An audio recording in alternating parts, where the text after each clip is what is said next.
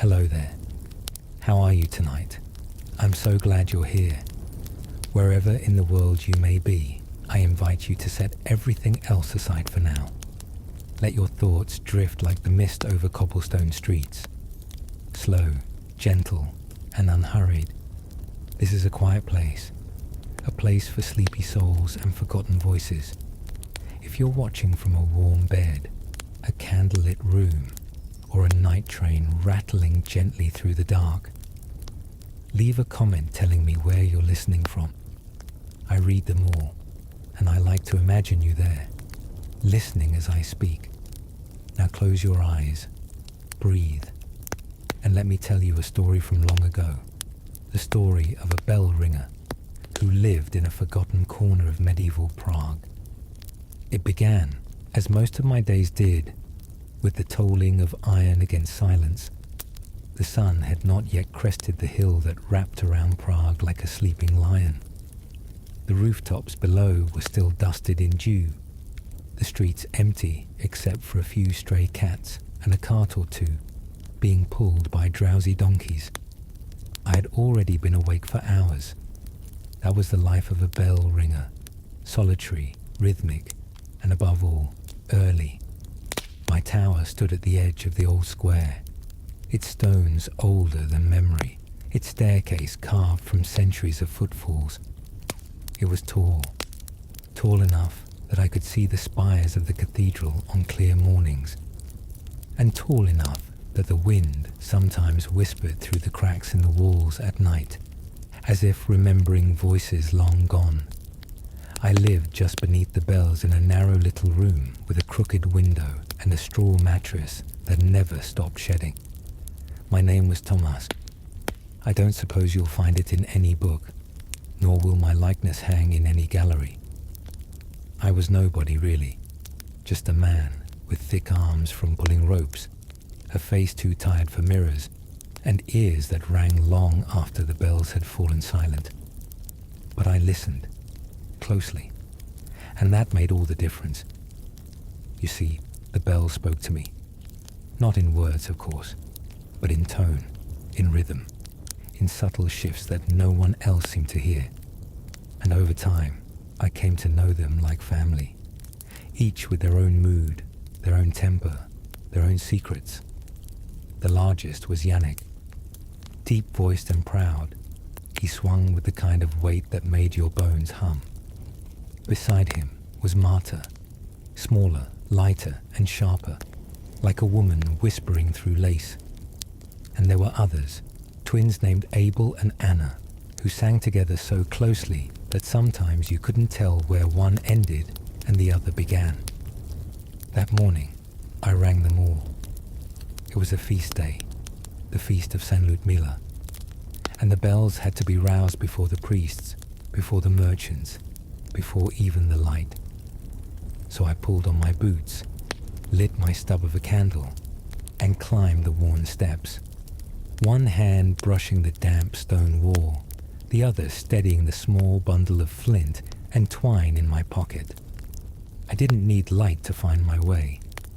My feet knew every rise and twist. When I reached the platform, the sky had just begun to pale. I unlatched the levers, gripped the ropes, and began. One by one, the bells came to life. Yannick thundered first, a low, rolling call that spread across the rooftops like a slow wave. Marta followed, cutting through with a sharpness that woke the birds. Then the twins, singing their braided tune. And finally the old bell, Peter, small, cracked, nearly forgotten, but still stubbornly loyal. The city below began to stir. I could see chimney smoke starting to curl, the sound of shutters opening, doors creaking, distant barking. Morning had arrived, and I had summoned it. I leaned against the railing, catching my breath, sweat cooling on my neck. The sky was pearl grey now. The streets below glistened with last night's rain. It would be a quiet day, the kind that passed like a breath, unnoticed, unremarkable. Or so I thought. It was just after I had begun to wind the ropes when I heard it, faint and strange. A sound from the far end of the belfry. It wasn't wind, it wasn't pigeons, and it wasn't the bells. It was something else. I paused, listening. For a moment, there was nothing.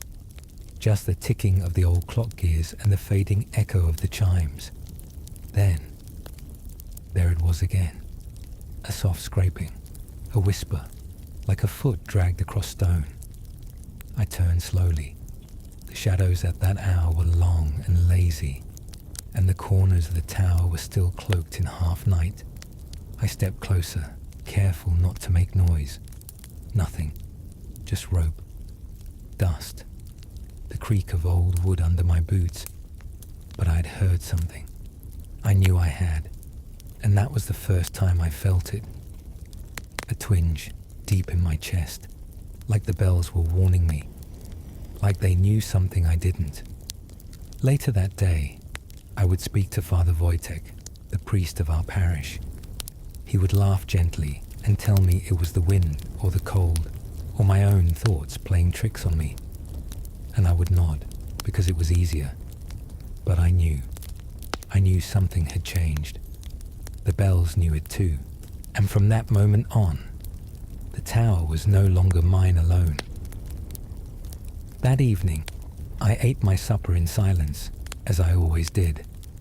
A bowl of cabbage broth, some dry rye bread, and a slice of pale cheese that had begun to harden around the edges. I sat beside the tiny window in my quarters, watching the last light of day bleed from the sky. The bells hung above me in their silent nest, hulking and still, like metal giants at rest. They were quiet now, but I still felt their presence, like sleeping dogs with one eye half open. There was something alive in the way they waited. As I chewed, I thought again about the sound I'd heard that morning. The scraping, the whisper. A dozen times I'd told myself it was nothing. Just a bird, a squirrel, the weight of age in the wood. But a dozen more times, I'd found myself glancing toward the stair, listening for something that wasn't there. By the time I finished eating, the sky was dark. A few stars poked through the haze, and the city below had gone quiet, save for the faint, distant shuffle of boots on stone and the occasional bark of a street dog. I blew out my candle, pulled my thin wool blanket over my shoulders, and settled into the lumpy mattress. But sleep, as it sometimes did, refused to come. Instead, I lay awake, eyes fixed on the rafters, heart listening for any sign, a creak, a breath, a brush of something against the wall. And that was when I heard it again, fainter this time, slower, but unmistakable. A soft movement, not of wind, not of wood, but of intention, the quiet shift of something alive. I sat up slowly, heart quickening. I reached for the small iron poker I kept by the bed, more out of habit than expectation. There was little in the way of danger up here. Thieves preferred richer homes, and rats were no strangers. But this felt different. I crept to the base of the stair that led up to the bell platform. My bare feet made no sound on the stone. I pressed my ear to the wood of the trapdoor. Silence. And then, a single tap. Light, measured, as if someone were knocking, not with urgency, but with patience. I froze. No one should have been up there. The trapdoor was always locked from my side. The only way to the bell chamber was through me, and yet, there it was again. Tap, tap, tap. I held my breath. My hand trembled slightly as I reached for the latch, but I didn't open it. Not yet. Instead, I whispered, to myself, to the bells, to the dark. Who's there? No answer. Just wind now. Or what I told myself was wind. I stayed by that door for a long time. I don't know how long. Long enough that my legs began to ache, and the chill from the stone crept into my bones. Eventually, the tapping stopped. and after a time, I returned to bed, but I did not sleep. Not that night, not fully, not for many nights to come. In the days that followed, the feeling grew. During my morning rings, I began to sense a weight in the air, a heaviness that had nothing to do with the pull of rope or the clang of metal. The bells began to sound, different, not broken, not out of tune, but altered, as if they were hesitating, searching for something. Marta, the sharpest of the bells, began to crackle at the end of her toll. Yannick's deep rumble came slower, like a cough clearing from the throat of a sleeping man. The twins, Abel and Anna, rang in perfect unison, as always, but now they sounded more like a chant than a song. Only Peter remained the same. Old, cracked Peter, the smallest and most stubborn. He rang clean and true, as if to say, "I've heard this before." Father Wojtek continued to brush off my concerns. "Old bells creak," he told me. "Old towers moan. You live alone, Thomas. You think too much. You listen too well." But he never climbed the tower, not once. The truth was, no one ever did. I was alone up there, except for the bells, and something else, something that hadn't always been there. It wasn't just the sounds or the feelings or the shadows that seemed too still. It was the sense of being watched, not always, just sometimes, when I was winding the ropes, when I was cleaning the levers, when I sat at my window and looked up instead of down. I'd feel it, like eyes that vanished when met, like breath that stopped when listened for. I began sleeping with the trapdoor barred twice over. I began waking at the smallest creak, and each morning, when I rang the bells, I listened for something beneath their voices, something hidden in the echoes, a whisper, a warning, a name, but I heard nothing. Until the storm. It came without warning. The sky had been blue that morning, the air dry and warm for autumn. I'd rung the bells as I always did, and for a moment, just a moment, I thought the strange presence had gone. But by midday, the clouds began to gather. Thick, low, slate-grey clouds that seemed to press down on the rooftops like a great hand. The wind picked up in strange gusts, not constant, but in bursts, as if it were gasping. By the time the church bells tolled for evening prayer, the first drops of rain had begun to fall. I was in the tower when it began. Not to ring this time, just to think. Sometimes I did that. I would climb the worn steps, settle myself on the floor of the bell platform, and stare out over the city. There was comfort in the height, in the way the world grew small and quiet beneath me. It reminded me that my loneliness was not a curse, but a kind of stillness, a sanctuary. That day, though, it did not feel peaceful. As the wind howled and the sky cracked open with a jagged vein of lightning, I found myself standing at the edge of the belfry, staring out into the dark. The rain fell sideways, blinding and furious. The tower swayed, just slightly, just enough to feel, and the bells began to sing on their own. Not fully, not a peal, but a whisper, a vibration. The ropes trembled where they hung, and the metal bodies of Yannick and Marta gave off the faintest hum, as if something were passing through them. Not wind, not storm, a resonance, a voice without words. I stepped back from the railing, suddenly afraid. Not of the storm. I had weathered dozens like it. Not of the height, that had long since faded. No, I was afraid because I recognized the sound. I had heard it once before, years ago, on the night my predecessor died.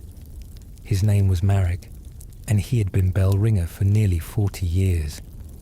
I had apprenticed under him as a boy, learned the ropes, literally, under his quiet, patient eye. He was a kind man, but he had a sadness about him, a weight. The night he died, the city had been wrapped in storm, and just before dawn, the bells rang. No one pulled them. They rang themselves. People said it was wind. Others said it was God. But Marek was found the next morning at the base of the stairs, his neck broken, eyes open. He had been trying to reach the top. I never forgot that sound. And now, here it was again.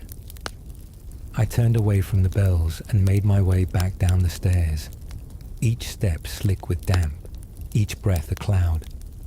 When I reached my room, I bolted the trapdoor and lit every candle I had. I didn't sleep that night either. The storm went on until dawn, and with it, the whispering in the bells. The next morning, the streets of Prague were scattered with broken tiles, overturned carts, and drenched laundry. A merchant's awning had torn loose and flown into the river. A chimney had fallen. But no one was hurt. No one. Except me. Because something in me had changed. The sound hadn't gone. Even in the stillness of morning, with the storm past and the sky pale as milk, I could still hear it. Not with my ears, but somewhere deeper, in my chest, in my bones. The bells had told me something. I didn't know what, but I knew this. Whatever haunted the tower, it was not finished. For 2 days after the storm, the tower remained still. No strange sounds, no phantom knocks, no shuddering ropes or echoing whispers, just the slow return of routine. I rang the bells. I polished the bronze. I wound the gears of the great old clock. But the quiet wasn't comfort. It was tension, like a breath held too long, like a silence before thunder. The priests came and went below, offering morning mass and evening prayers. The square was busy again, full of merchants shouting over carts and children skipping past puddles. Life returned to the city, but not to me, not to the tower. The stillness felt wrong, and on the third night, it broke. I had been drifting, not quite asleep, not quite awake. That hazy state where dreams and memory braid together. The candle beside my bed had guttered out, and the room had cooled. I was thinking of nothing. I was floating. Then came the knock. Not a tap this time. A knock. Solid, slow, heavy. 3 times. Boom, boom, boom. It came from the trapdoor. I sat upright so fast I nearly fell out of bed. The sound was unmistakable. Not a creak, not a rat, not a trick of the wind. It was a hand, a fist, knocking. Someone, or something, was on the other side of that wooden hatch. I grabbed the iron poker and crept forward. My fingers shook as they reached for the bolt. Then, silence. No movement. No footsteps. No retreating sound. Just stillness again. I pressed my ear to the wood. Nothing. And then softly. So softly I almost missed it. A whisper. Not words. Just breathe. A sound like someone exhaling inches from your face. It took every scrap of will I had not to scream. I fell back, stumbled across the room, knocking over my basin and spilling the last of my water. The iron poker clanged to the floor. But I didn't run. Where would I go? The tower was my home, my post, my life. Instead, I sat in the corner, clutching my knees like a child, watching the trap door until dawn. When light finally bled through the slats of my crooked window, I crept forward and unbolted the door. It opened with a moan. The stairwell was empty. No footprints, no signs of tampering. But on the top step, something lay folded, a scrap of parchment. I picked it up with trembling fingers. It was old, brittle and brown at the edges. The ink had faded to rust, but the letters were clear enough. Just 2 words. Ring me. I don't know how long I stood there staring at it. The handwriting was unfamiliar, shaky, slanted, but deliberate.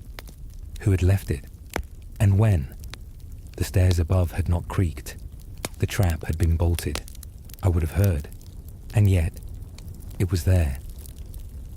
I looked up toward the bell chamber, and for the first time in my life, I hesitated to climb. The bells had always been a comfort, their voices familiar, their weight known. But now, they felt expectant, like eyes, waiting. I folded the note and tucked it into my coat. Then I began to climb. One step at a time, each footfall echoed louder than the last. When I reached the platform, the wind hit me like a whispering wall. The bells were still. The sky was pale with dawn. Below, Prague breathed, unaware. I moved to the ropes and placed my hands on Yannick's cord. And just as I was about to pull, I felt it. A hand on my shoulder, not a breeze, not a dream, flesh, warm, real. I turned, the heart pounding, but there was no one there. No shadow, no figure, no sign. Just the whisper of wind and the silent faces of the bells. I stood there a long time, and then, without understanding why, I rang them, all of them, together. Their sound tore across the sky like a cry. It wasn't music, it wasn't ritual, it was a warning, and someone, something, was listening. The bells echoed for what felt like hours. Their voices collided in the morning mist. Marta's shrill alarm, Yannick's sonorous roar, the twins' strange harmony, and even old Peter's cracked defiance. I rang them not to summon the city, but to drive something out, to push back against what I didn't understand. But when the rope stilled and silence returned, nothing had changed.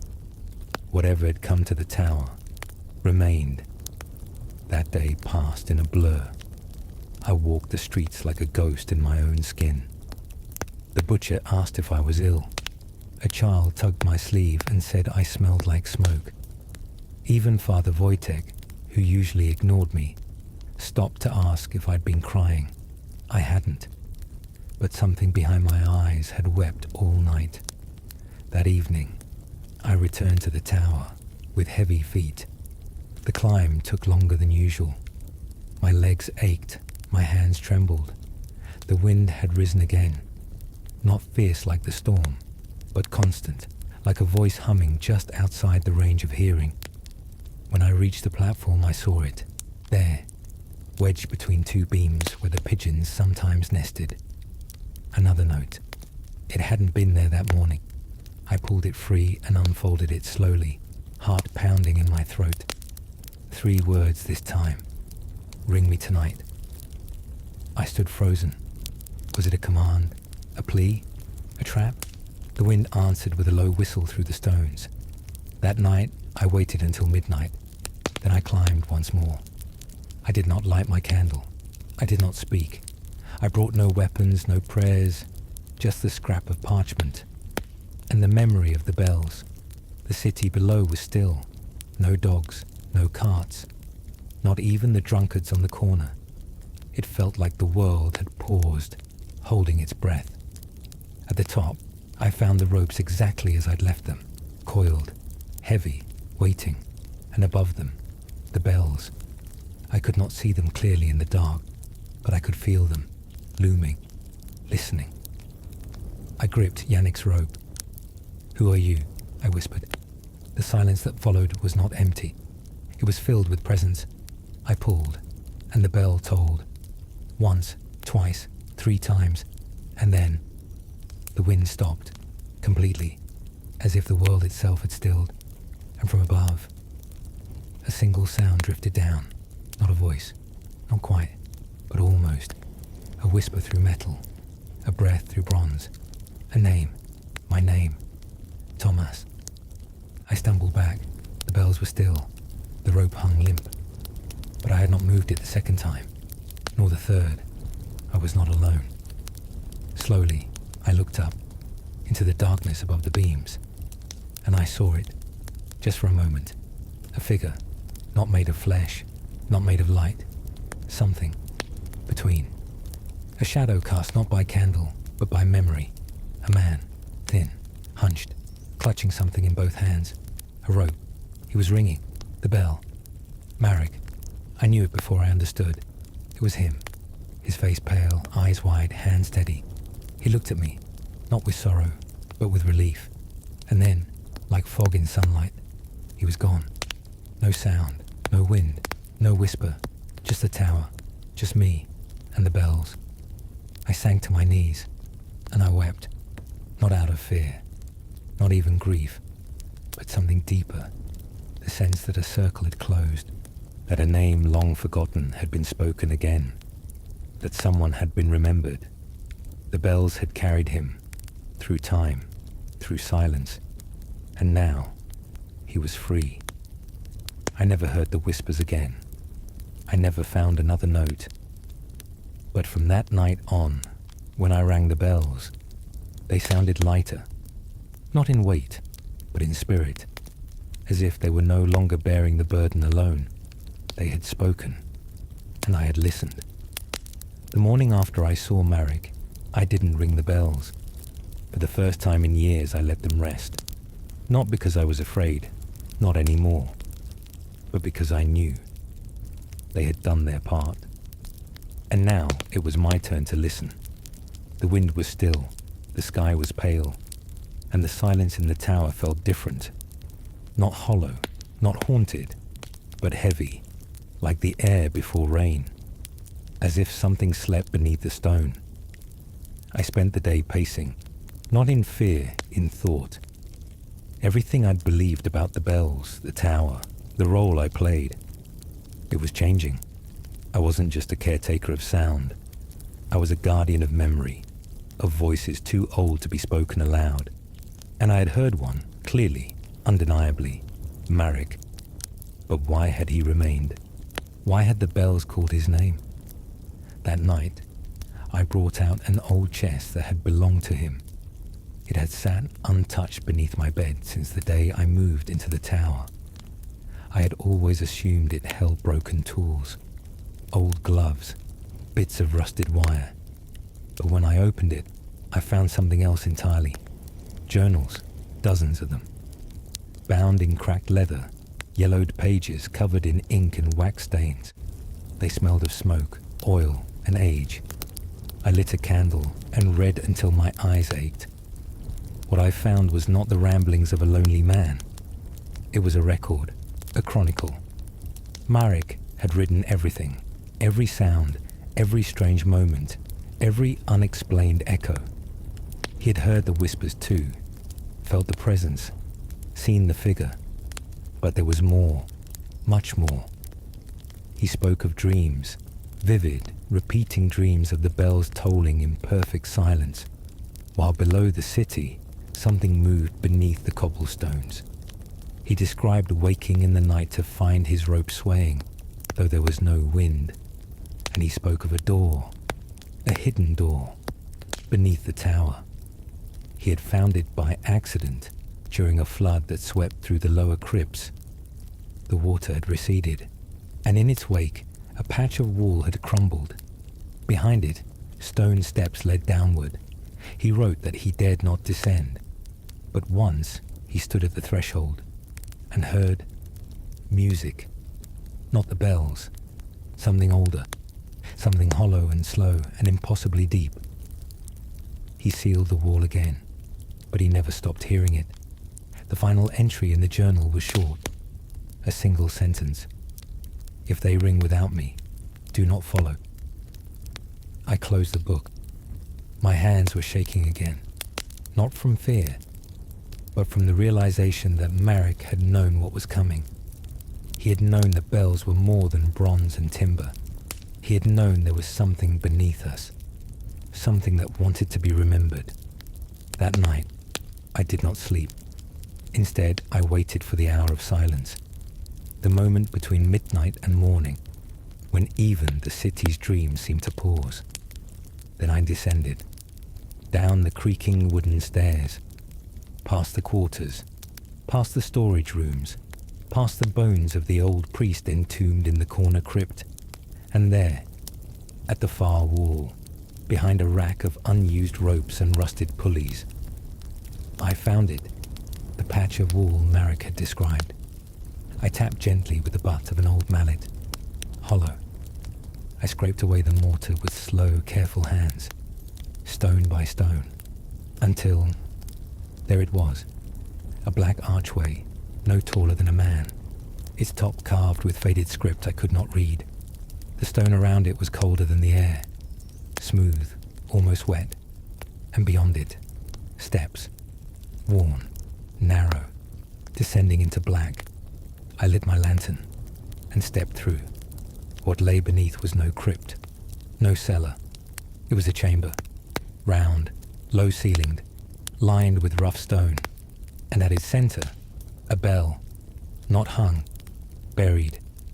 Only the top of its dome was visible, the rest swallowed by the floor. It was ancient, covered in strange carvings, half erased by time, and around it, arranged like petals, bones, not scattered, placed, as if in offering. I could barely breathe. The air was thick with something beyond age, the weight of memory itself, and in that moment I understood. The bells above were not made to summon the living. They were made to echo the dead, to keep them speaking, to keep them remembered.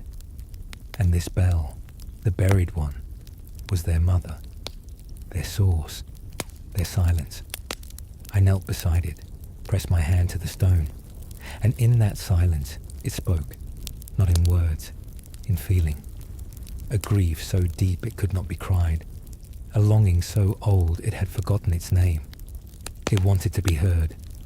I bowed my head and listened. I don't know how long I stayed beside the buried bell. Minutes, hours. I could no longer tell. Time folds strangely in silence, like cloth left in water. The air in that chamber had no sense of rhythm, no heartbeat, no ticking clock, no breath of wind. Just the cold stillness of a place long forgotten, and the presence that stirred within it. The bell beneath the stone did not ring, but it pulsed, like a thought, like the first memory a child has, buried so deep it doesn't form words, only weight. I stood slowly, lantern in hand, and turned in a full circle. The walls were smooth, carved with glyphs and faint images, shapes of men holding ropes, of towers rising skyward, of circles drawn again and again, as if some truth were spiraling inward through time. On one side of the chamber, I saw a carving that made my heart stop. A tower, exactly like mine, and beneath it, another bell, buried, surrounded by kneeling figures, their hands stretched toward the earth, their faces empty. They were not praying, they were listening. I stepped closer and saw a single word scratched into the base of the stone with no ornament, no art, as if added hastily or in warning, unrung. I whispered it aloud, and the bell pulsed again. I stumbled backward. The lantern flickered. A sudden gust of cold, not wind, but temperature, like a door opening far below, rushed across my ankles, and then I heard it, not from the chamber, from above. The bells, ringing, all of them, at once, without me. I ran. I dropped the lantern. It shattered, oil spilling like blood across the stones. The flame hissed and died. Darkness swallowed the chamber whole. I didn't look back, didn't breathe. Up the stairs, past the crypt, through the broken wall, up the winding steps of the tower. Each breath burned. My legs screamed. And then I burst into the bell chamber, empty, still, silent. The ropes lay as they had before, coiled, untouched. But the bells swayed gently, not like after a storm, like after a funeral. I stepped to Marta, touched her bronze edge. Warm. She had rung. They all had. And yet I had not pulled them. No one had. I turned to leave, to descend once more, to seal the wall, to never speak of it again. But something caught my eye. On the ledge of the bell platform, just above the stairwell, a small black book. It had not been there before. I picked it up, opened its cover, blank, every page, until the last. There, scrawled in the same trembling hand as the notes I had received before, were 3 words. Now remember me. That night, I did not sleep. Instead, I sat beside the bells and listened. I heard nothing with my ears. But in the space between breath and thought, I felt it. A story. Older than this tower. Older than Prague. A story not written in books, but carried in bells. In the weight of bronze, the stretch of rope, the call through wind. The dead do not fear being buried. They fear being forgotten. And so they speak. Through the things we pass without thought. A bell in a tower. A name scratched in stone. A whisper that waits in the stillness between rings. That night, I began to write. Not for others, not for history, for them, for the voices beneath the stone. I wrote what Marek had begun, and when I finished, I did what he had not dared. I rang the buried bell, not with rope, not with hammer, with memory. I spoke the names written in the margins of Marek's journals, names of those long dead, lost to fire, to plague, to time. And as I whispered each one, the bell pulsed, not with sound, with presence. The room seemed to grow warmer, lighter, and then, still, but not empty, fulfilled. It began slowly, the change, not like thunder or bells, not loud, not sudden, but like water soaking into cloth. I still rang the bells each day, still polished the ropes, wound the clock, lit the lanterns at dusk.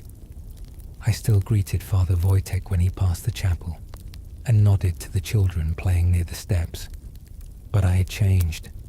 Something in me had been opened, and something had come in. It was not possession. It was not madness. It was knowing. I knew when the bells would ring before I touched the ropes. I knew which tone would echo longer, which would flutter, and which would fall deep.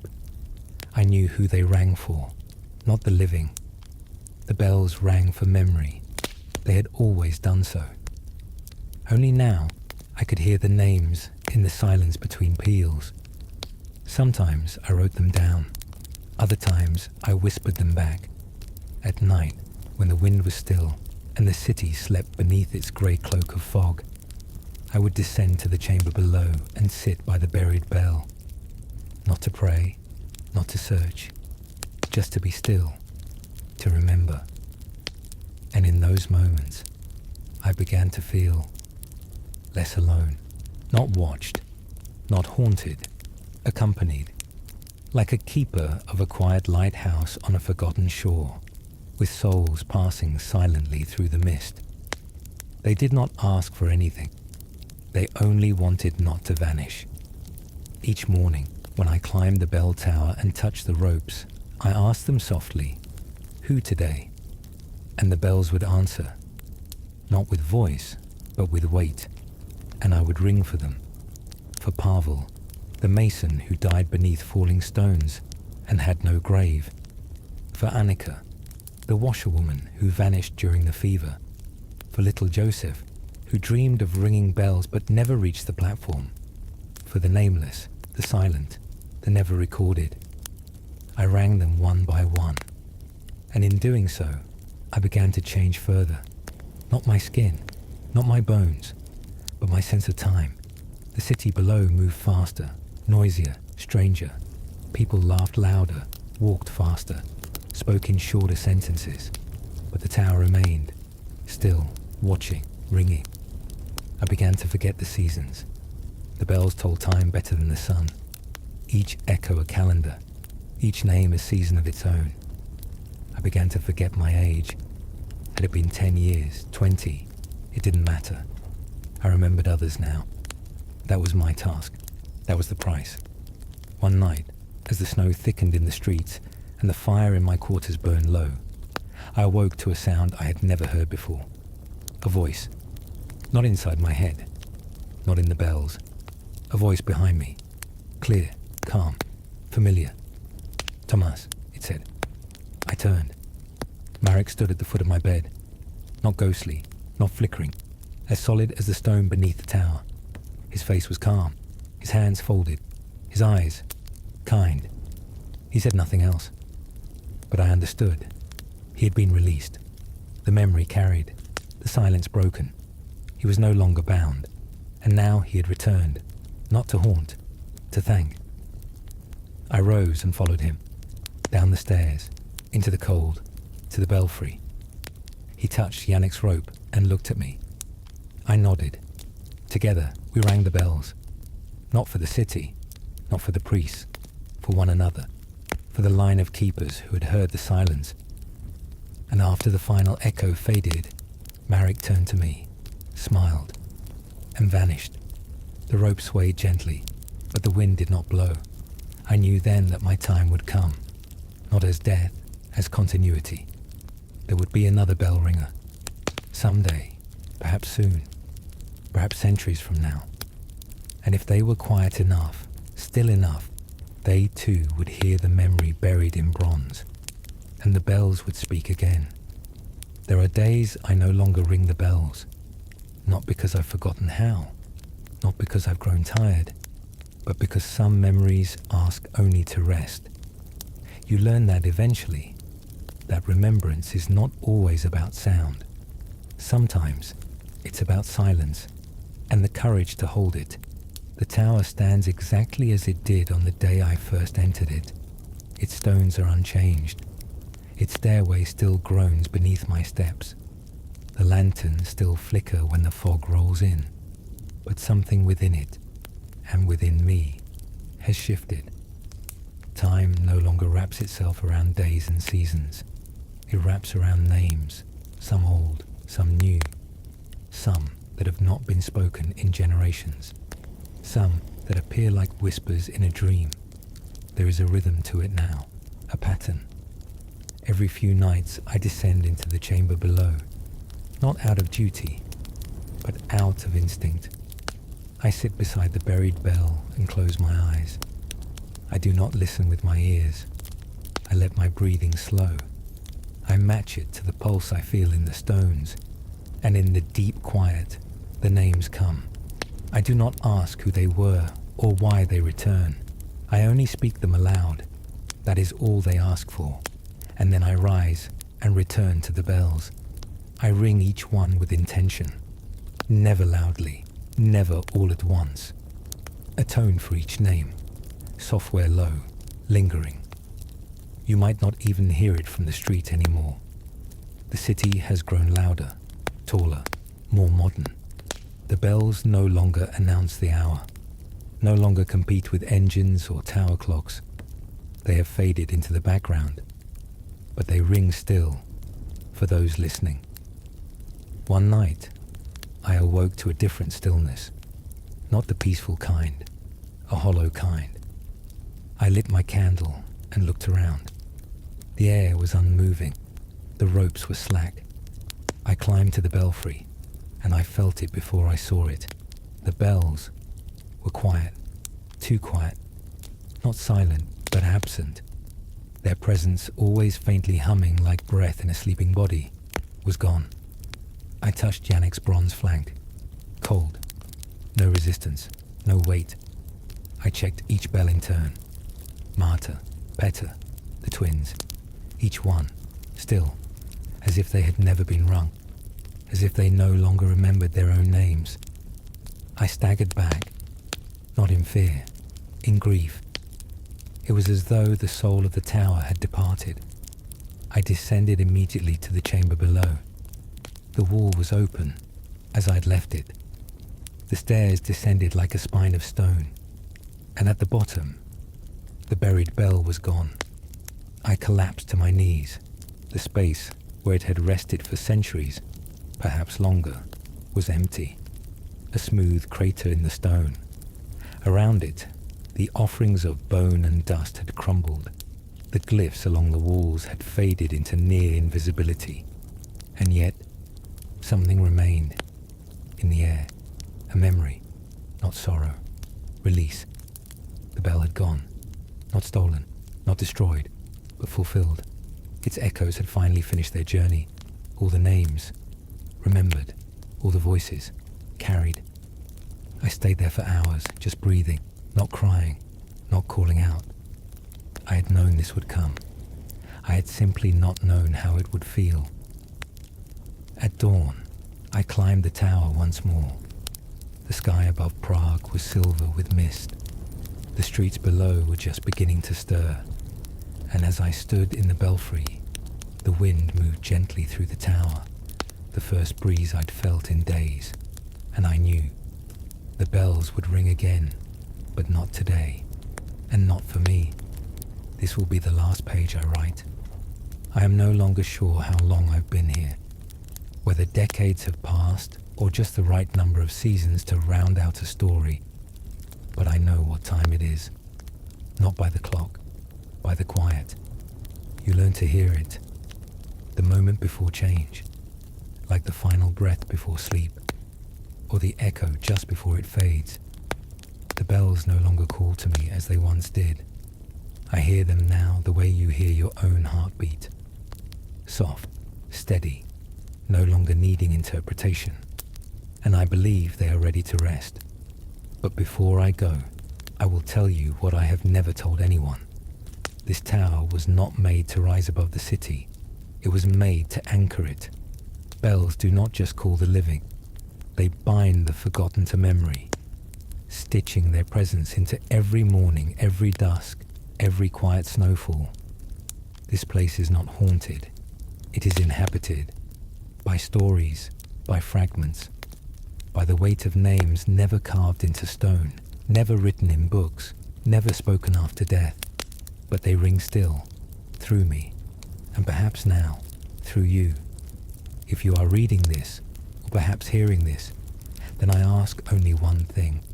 Remember, not me, not my name. Remember the tower, the way it held time like a breath, the way its steps whispered beneath your feet, the way a bell could ring and feel like a voice you'd never heard but always known. Remember that even the quietest stories deserve to be carried. And if you find a tower of your own, an attic, a belfry, an old radio humming when it shouldn't, don't be afraid. Listen, because memory is not gone when it's forgotten, only when it's never passed on. Tonight the sky is still, the city sleeps, and I will sleep too, not out of weariness, out of completion. The final bell has rung, the voices have been heard, and now the silence is full, not empty. That is enough, that is everything. So sleep now, among the forgotten, among the remembered, among the stories that never needed to be loud, to last forever. Good night. You are not alone, dear listener. In a world of forgotten voices, you chose to hear one. And that is more powerful than you know. Good night. Sleep deeply. And remember, even in silence, some stories still ring true. The space where it had rested for centuries, perhaps longer, was empty. A smooth crater in the stone. Around it, the offerings of bone and dust had crumbled. The glyphs along the walls had faded into near invisibility. And yet, something remained in the air. A memory, not sorrow. Release. The bell had gone. Not stolen, not destroyed, but fulfilled. Its echoes had finally finished their journey. All the names, remembered. All the voices, carried. I stayed there for hours, just breathing, not crying, not calling out. I had known this would come. I had simply not known how it would feel. At dawn, I climbed the tower once more. The sky above Prague was silver with mist. The streets below were just beginning to stir, and as I stood in the belfry, the wind moved gently through the tower, the first breeze I'd felt in days, and I knew the bells would ring again, but not today, and not for me. This will be the last page I write. I am no longer sure how long I've been here, whether decades have passed or just the right number of seasons to round out a story, But I know what time it is. Not by the clock, by the quiet. You learn to hear it. The moment before change, like the final breath before sleep, or the echo just before it fades.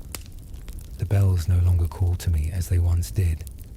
I hear them now the way you hear your own heartbeat. Soft, steady, no longer needing interpretation.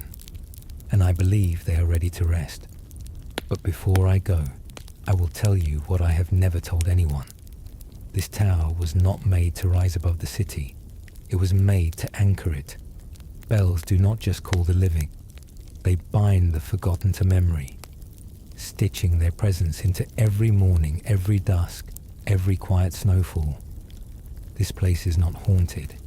It is inhabited by stories, by fragments, by the weight of names never carved into stone, never written in books, never spoken after death. But they ring still, through me, and perhaps now, through you. If you are reading this, or perhaps hearing this, then I ask only one thing. Remember, not me, not my name. Remember the tower, the way it held time like a breath, the way its steps whispered beneath your feet, the way a bell could ring and feel like a voice you'd never heard but always known. Remember that even the quietest stories deserve to be carried. And if you find a tower of your own, an attic, a belfry, an old radio humming when it shouldn't, don't be afraid. Listen, because memory is not gone when it's forgotten, only when it's never passed on. Tonight the sky is still, the city sleeps, and I will sleep too, not out of weariness, out of completion. The final bell has rung, the voices have been heard, and now the silence is full, not empty. That is enough, that is everything. So sleep now, among the forgotten, among the remembered, among the stories that never needed to be loud, to last forever. Good night. You are not alone, dear listener. In a world of forgotten voices, you chose to hear one. And that is more powerful than you know. Good night. Sleep deeply. And remember, even in silence, some stories still ring true.